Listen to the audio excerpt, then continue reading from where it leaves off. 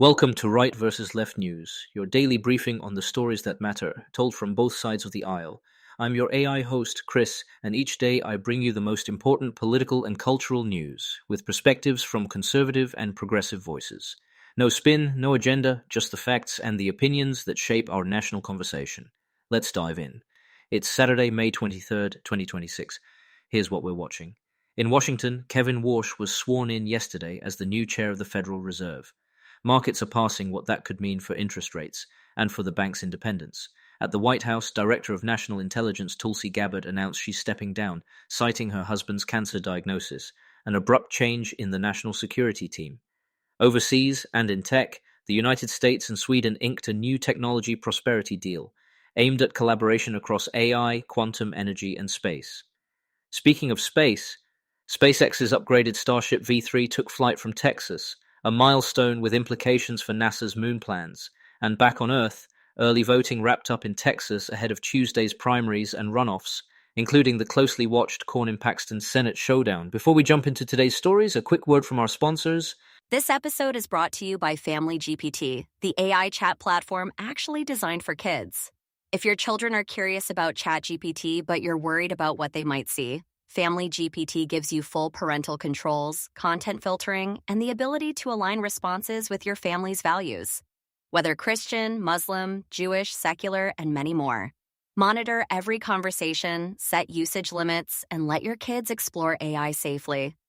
No ads, no data selling, complete privacy. Sign up free at familygpt.chat. Thanks to our sponsors for supporting Right vs. Left News. Now let's get to the headlines. Kevin Warsh took the oath as Federal Reserve Chair on Friday, May 22nd, in a White House ceremony administered by Justice Clarence Thomas, unusual for a Fed swearing in. At 56, he inherits stubborn inflation pressures and a politically charged environment. He's signaled interest in gradually shrinking the Fed's balance sheet and says he wants a reform-oriented central bank. On the right, reaction is broadly upbeat. Supporters see a credible inflation fighter who could restore discipline and lower long-term price expectations. On the left, voices are more cautious, warning about politicization and potential threats to Fed independence after a White House staged ceremony. Some worry that political pressure could complicate rate decisions and balance sheet policy. Also Friday, Tulsi Gabbard resigned as Director of National Intelligence, citing her husband's cancer diagnosis. She plans to step down effective June 30th. The move follows months of turbulence in national security policymaking, with ongoing debates over the Iran conflict and great power competition. On the right, many offered well wishes and emphasized continuity, an effort to minimize disruption as a successor is named. On the left, analysis focused on the broader context, a rocky tenure and a volatile personnel pattern. Some argue the vacancy could deepen questions about how the administration manages intelligence in wartime, and whether political pressure has sidelined career expertise. The United States and Sweden signed a technology prosperity deal on Friday, May 22nd, a non-binding framework to deepen cooperation in AI, quantum, space, advanced manufacturing, energy, and research security. The goal is to catalyze joint R&D, industry partnerships, and standards work. On the right, commentators frame the pact as a nimble, pro-growth tie-up that strengthens competitiveness and helps counter China, tapping Sweden's strong startup scene.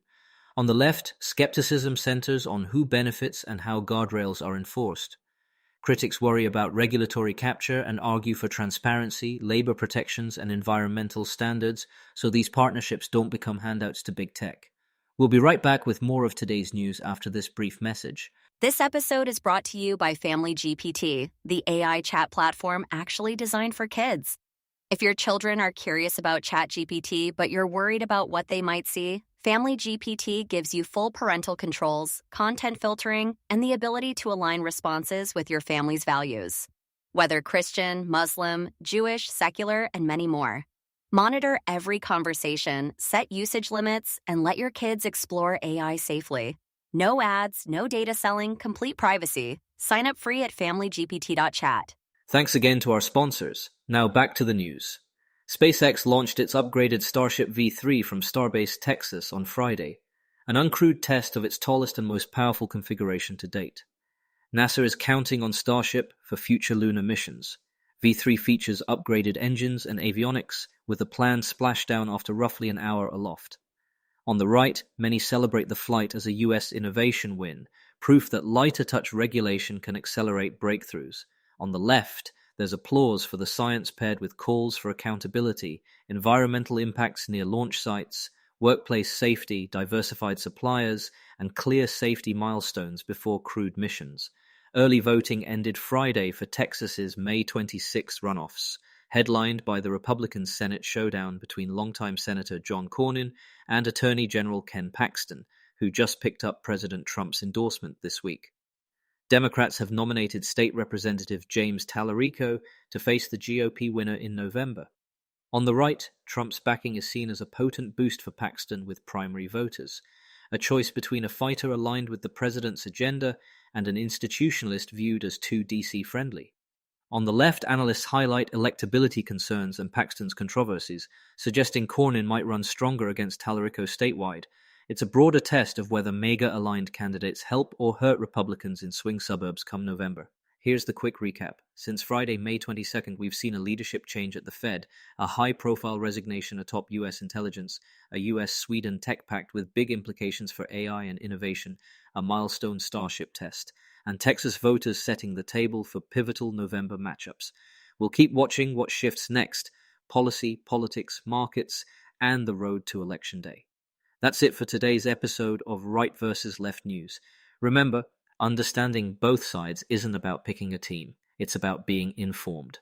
Subscribe wherever you get your podcasts and join us tomorrow for another balanced look at the day's biggest stories. Until next time, stay curious and stay informed.